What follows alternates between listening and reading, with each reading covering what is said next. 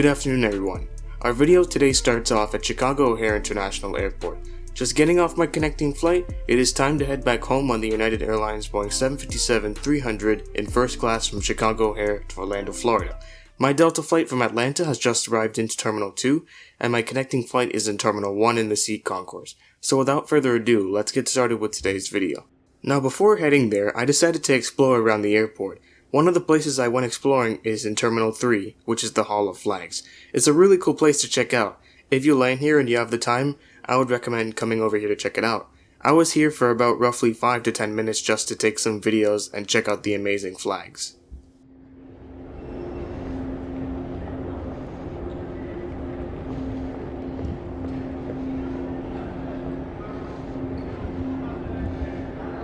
If you have a connection here in Chicago O'Hare, you'll be happy to know that they are mostly convenient and straightforward. There are 4 terminals in this airport, being 1, 2, 3, and 5. Out of that, terminals 1, 2, and 3 are all connected post-security via passageways, and as for terminal 5, you will have to leave the airport and take a shuttle to head over there for the time being, as the ATS train, which is intended to connect terminal 5, is still in repairing process. Now I am currently at the passageway that connects terminal 2 to terminal 1. As a reference guide, the walk between Terminal 3 and Terminal 1 is roughly 20 minutes, while the walk from Terminal 2 to Terminal 1 is roughly 10 minutes. Boarding today starts at 1:55 p.m. and the flight departs at 2:45 p.m. I'm pretty sure this is a very obvious statement, but flying first class on United means more benefits, more service, more meals, more everything. You get a lot more amenities in flight and even some more pre-departure benefits, including things like a designated check-in line for fast check-in. On top of that, 2 free checked bags, priority baggage access, shorter security lines, and dedicated priority boarding. You get a better service on board the plane, as I mentioned, despite the pandemic. You can also get more miles in their loyalty program compared to the same flight in economy. This airport without a doubt looks extremely outdated, but among some of my favorite airports to check out and explore. Lots of seats are being capped to ensure distancing as well. It's great to see lots of protocols being taken given the airport's size. Now onward to the tunnel to connect us to the sea concourse.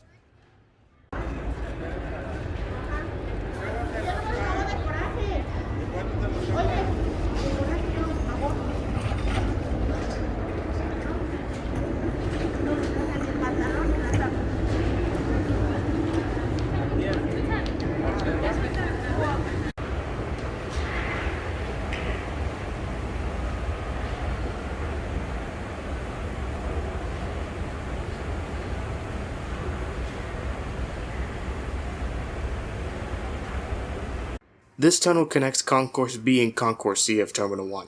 It's also one of my favorite things. It is illuminated with neon colored lights, and you can also hear a slow version of United's theme song, being Rhapsody in Blue by George Gershwin.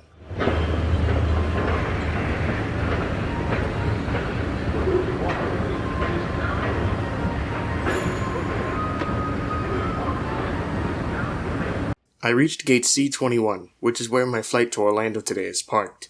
The seating area there is absolutely full, and since there was limited seating in general, I had to spend time at the neighboring gate. I then found an amazing aircraft view just between C21 and C23, which involves sneaking behind a few convenience stores. As we speak, I received numerous text messages regarding our flight getting ready to board, and having cleaned their aircraft as well. Big props to United for doing this. I definitely recommend signing up for text message reminders, as they do come in handy. Anyways, now it is time to speak technical. Our aircraft taking us to Orlando today is N74856. This is a 17.3-year-old ex-Continental 757-300 delivered to Continental in January of 2004 and due to the merger transferred to United in January 2011. This aircraft has a serial number of 32815 and a line number of 1039. This is the 5th oldest 757-300 in their fleet. United only has 21 of these aircraft in their fleet so far. This aircraft is powered by 2 Rolls-Royce RB211 engines, which have a very nice roar on takeoff. This aircraft also received a retrofit on their economy and first class product about 3 years ago, which did add more seats and removed IFE screens, something that all of us have been complaining about, especially compared to its shorter counterpart, the 757-200, which has an all-in-all better cabin. That being said, boarding was then called for our flight today. Normally if I was in economy or an economy plus, boarding would have been organized by rows back to front, but given the fact I was in first class, I was completely exempted from this rule and can board whenever, so I was among one of the first people to board and get settled in. United's 757-300s are fitted with 234 seats in a 3-class configuration. So starting off at the front, we have first class. With 24 seats, it is fitted in a 2-2 configuration with 38 inches of pitch and 20.4 inches of width. This is United's biggest domestic first class cabin out of all the narrow bodies. Next one after that is Economy Plus, which has 54 seats in a 3-3 configuration, which has 34 to 38 inches of pitch and 17.3 inches of width.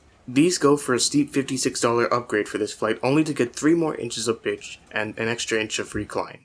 Last up, covering the rest of the plane, we have Economy Class, with 156 seats, also in a 3-3 configuration, with 30 to 31 inches of pitch and 16.3 to 17.3 inches of width.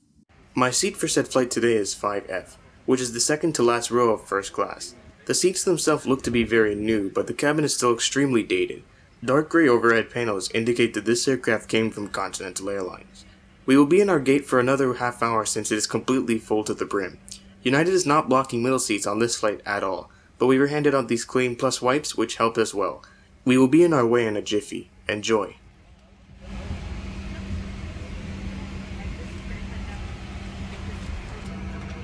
Please take a moment and look around the aircraft in order to familiarize yourself with the exits.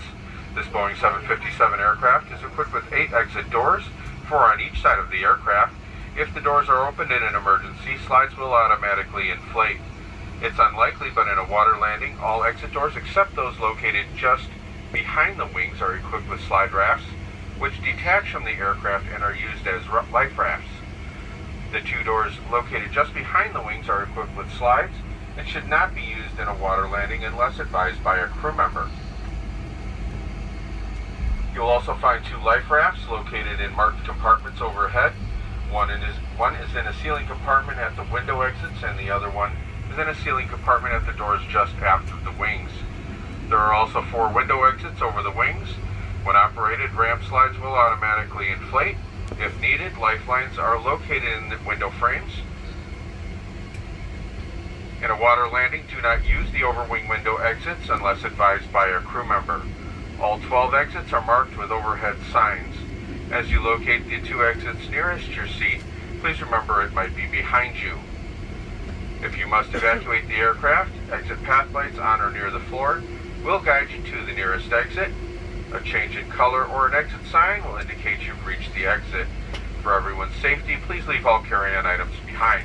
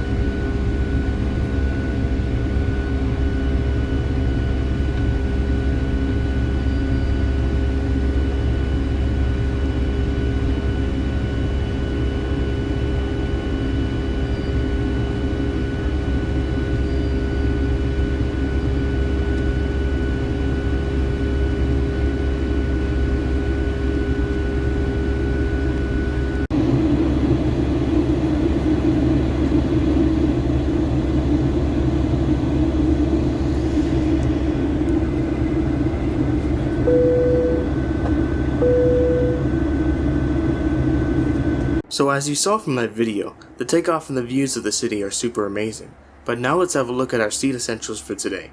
So to reiterate, first class seats contain 38 inches of pitch and 20.4 inches of width. This seat is among one of the best seats I've ever sat on an airplane so far, probably because I'm just used to economy class seating formats. The space itself is great for 2 hours, and even more than that. On the seat, there are 2 seat pockets, one on the bottom and in the middle of the seat, and both were absolutely massive yet sleek, which is nice. Now the tray table is actually stored in the armrest, so you will have to open it and lift the table out. It works both folded and unfolded and is extremely massive.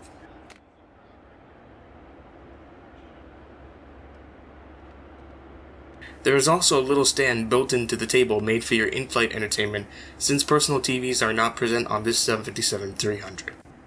There is also a storage compartment on the right hand side of the seat underneath your armrest.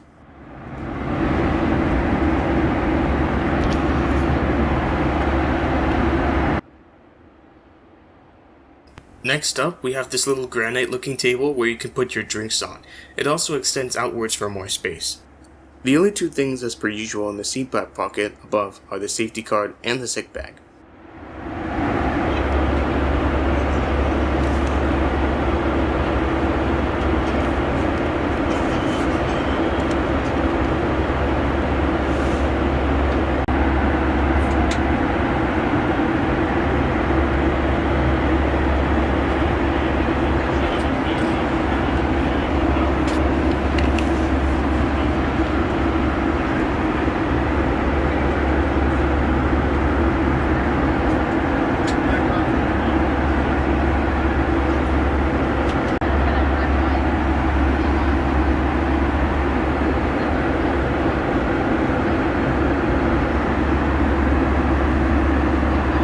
There is also a little cubby for a bottle, and a universal power outlet which worked very well, without any problems on the left hand side of the seat.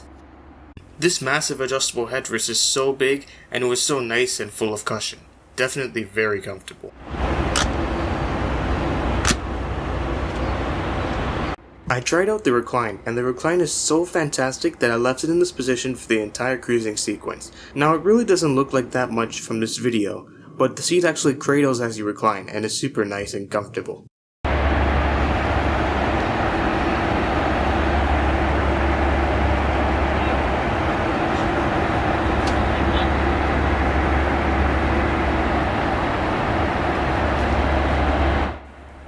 Immediately after departure, the flight attendants in first class started the drink service and the meal service. It's safe to say that the services took a big hit during the pandemic, but slowly but surely it is coming back.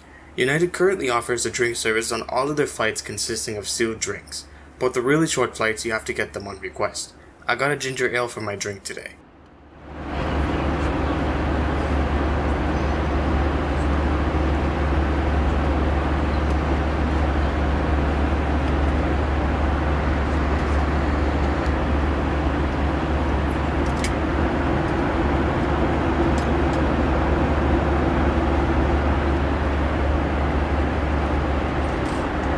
Now it is time for the meal service. Now pre-pandemic, United used to serve full-size meals in first class, but now it has drastically been reduced for our safety, being another prime example of how the service has drastically changed. Throughout a portion of 2020, first class passengers receive one of the few snack boxes which are packaged with lots of snacks. Around late 2020, for flights over 2 hours and 20 minutes, there is now a choice between a selection of sandwiches and one of the snack boxes from select flights from select cities. In economy class, or first class flights above an hour or less than 140 minutes, a snack bag like the one on Delta is handed out too. They still have the same drink service as well. There were 2 sandwiches offered on today's flight, a tomato basil sandwich or a chicken and cheese focaccia on Italian bread. These sandwiches are packaged in order to reduce contact but are heated. I went with the second option, which is the carved chicken and cheese, and this is what it looked like. Plastic cutlery is also given along with the sandwich. The sandwich looked absolutely gross, and not too appetizing. However, the taste was actually decent for plain food. My seatmate got the basil sandwich, which also looked not too good, but according to him it was okay. Overall, the food was adequate. It was definitely not amazing, but at the same time it didn't taste terrible. If you're looking for something light, avoid both of these sandwiches and opt for the snack boxes. I spent some time taking some rest on this flight as it was overall a very fun day on this trip. One thing I don't like about this aircraft is the lack of in-flight entertainment screens. However, there is free Wi-Fi present on this aircraft, and all other enabled Wi-Fi aircraft, which is alright for an alternative. You can access the Wi-Fi through the United Airlines app, or through unitedprivatescreening.com on your web browser. First go to Settings to connect to the internet, and select United_Wi-Fi.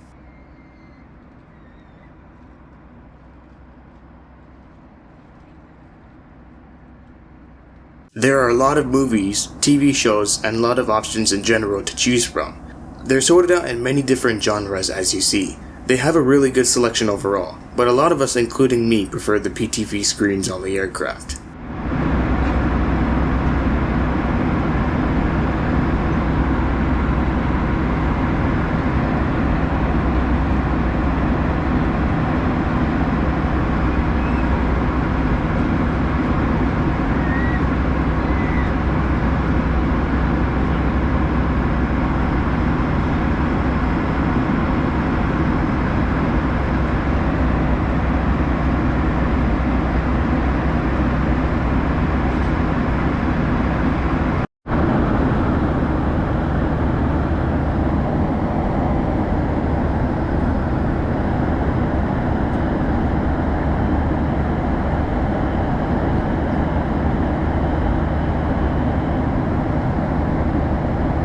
Looking on the United app, there is also a lot of flight information including things like the map, timings, temperature, speed, aircraft information, and many things more. It has the same variety of shows and movies like on the app.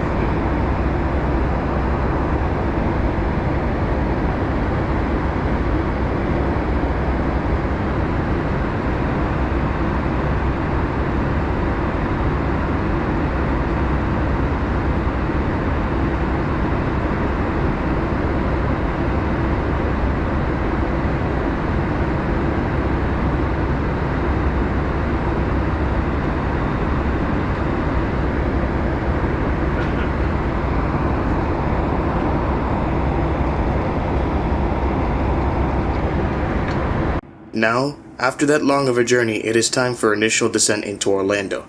Now, the pilots actually descended super early, and we were only announced this when we were at around 20,000 feet, which was super late. The views of the sky were very good, and it was extremely cloudy in the Floridian areas on this day. Once we got down, expect a very long review, so be prepared.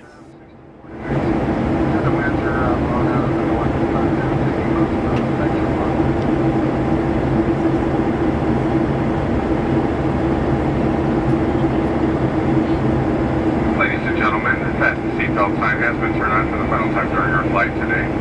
We do ask that you remain seated with your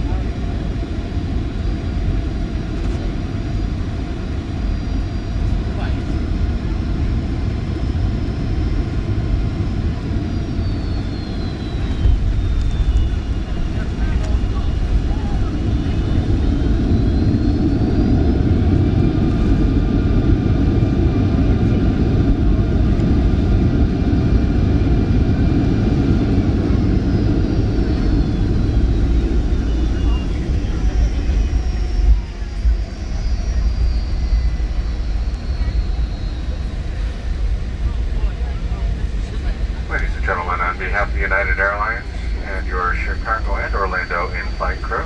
It's our pleasure to welcome you to the Orlando International Airport.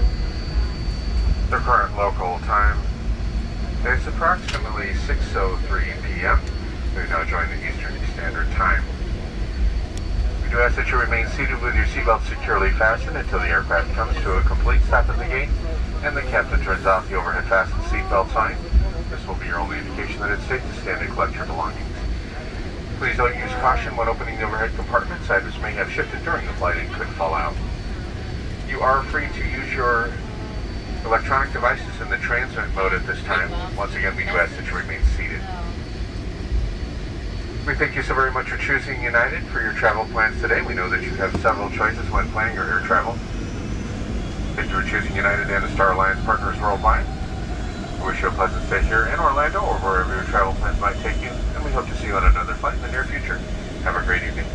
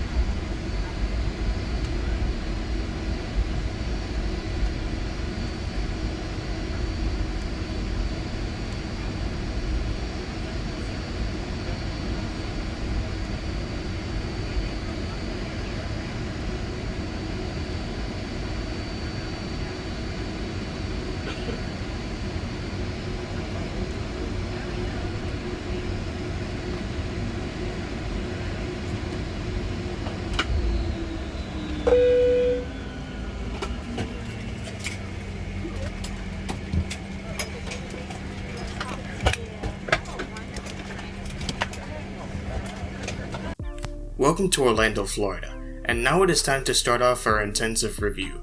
Since this is a first class review, there will be more categories and expectations listed.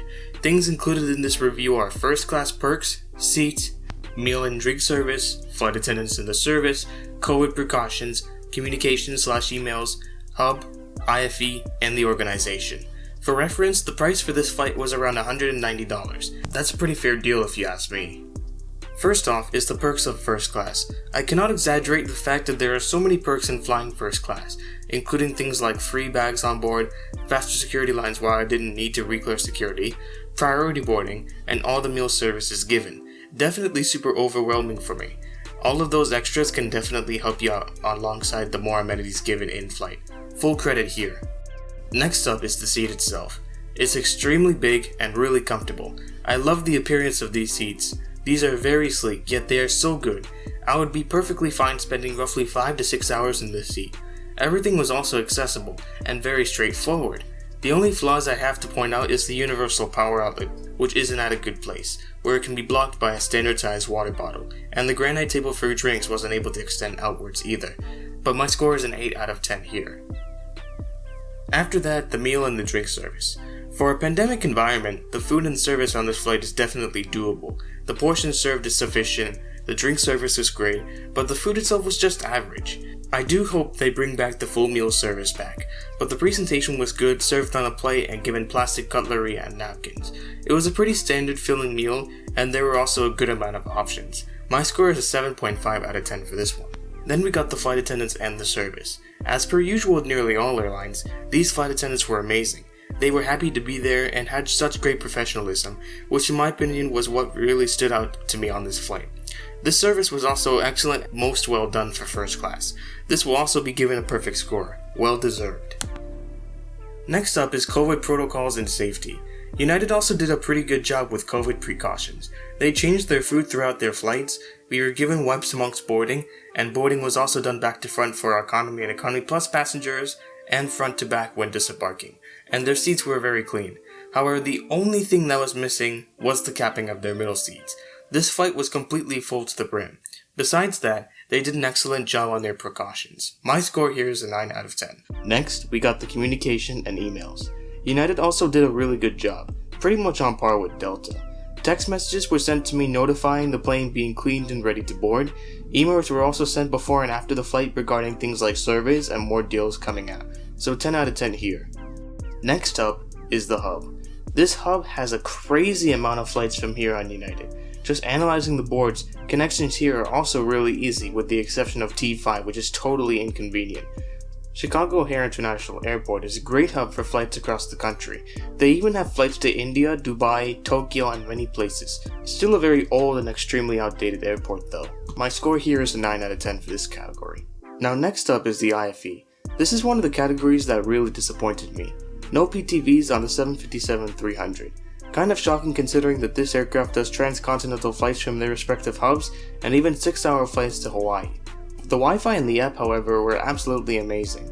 Many shows were present, and depending if you have a device to watch shows, it will definitely keep you entertained, but still no PTVs. But however, I actually found out that United is actually adding IFE screens to their mainline aircraft according to this news article, which is absolutely fantastic in my opinion. My score here is a 7.5 out of 10. And last but not least, organization. Simply done pretty well. Boarding was completely organized and everything was done in a very smooth manner. I reached Orlando nearly half an hour early, which is also great. 10 out of 10 for this category. So why would you spend the extra cash for the first class rather than save for the economy class? Maybe you're looking for a better, bigger seat. Maybe you're looking for a more broad experience and service on board. Maybe you're looking to work up your miles in their loyalty program. Whatever the case may be, I can assure you that this product is definitely worth it. My rating for this flight is a solid 8.5 out of 10. That's based off everything that I just mentioned. There were however many elements missing on the 753 found in many of its other counterparts, and that's a concern considering that these aircraft do 4 to 6 hour flights to the West Coast and Hawaii, but yet amidst COVID, United made this service very enjoyable. I would definitely recommend United's first class product to you, and even more so flying the 757-300 in general. Recently, United retired select 757-200s in their fleet, which are legacy United planes having the Pratt & Whitney PW2000 engines, and American retired their entire 757 fleet, both of which happened last year in 2020. I believe that serves as a reminder that we need to fly more 757s because they're aging a lot and they're getting phased out really quickly. For reference, you'll find the 753 in places like Chicago, Los Angeles, Denver, and San Francisco, whereas the 752 is mainly found at San Francisco, LA, and Newark. Thank you so much for watching this video. Be sure to subscribe followed by the notification bell alongside the subscribe button to be notified of more videos coming. Leave a comment and do share it with everyone as well please. One more trip report is in the makings and it's been me, Orlando Aviation, and I will catch you guys in the next video.